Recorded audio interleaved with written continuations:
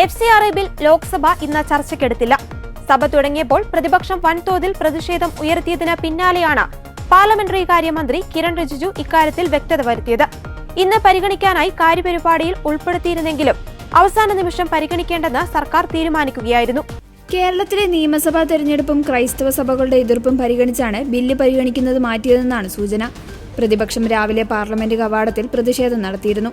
Budget സമ്മേളനം April 2-ന് സമാപിക്കും. പ്രതിപക്ഷ പ്രതിഷേധത്തെ തുടർന്ന് ലോക്സഭ ഉച്ചയ്ക്ക് 12 മണി വരെ നിർത്തിവെച്ചിരുന്നു. ലോക്സഭാ തെരഞ്ഞെടുപ്പ് ലക്ഷ്യം വെച്ച് പ്രതിപക്ഷം രാജ്യത്തെ തെറ്റിദ്ധരിപ്പിക്കുകയാണെന്ന് കിരൺ റിജിജു ആരോപിച്ചു. ബില്ല് പരിഗണിക്കുന്നത് കണക്കിലെടുത്ത് കോൺഗ്രസ് എംപിമാരോട് ഇന്ന് അടിയന്തരമായി ഡൽഹിയിലെത്താൻ AICC general secretary KC Venugopal നിർദ്ദേശം നൽകിയിരുന്നു. മിക്ക കേരള എംപിമാരും പാർലമെന്റിലെത്തിയിട്ടുണ്ട്. പ്രതിപക്ഷ കക്ഷികളിൽ പലരും തെരഞ്ഞെടുപ്പ് തിരക്കുകളിൽ നിൽക്കുമ്പോൾ ബലമായി FCRA ബിൽ പാസാക്കാനാണ് BJPയുടെ ശ്രമമെന്ന് അദ്ദേഹം ആരോപിച്ചു. ബില്ലിന്റെ ചർച്ചയിൽ പങ്കെടുത്ത് സംസാരിക്കാൻ എംപിമാർ ഡൽഹിയിലെത്തണമെന്ന് Catholic bishop conference of India ആവശ്യപ്പെട്ടിരുന്നു.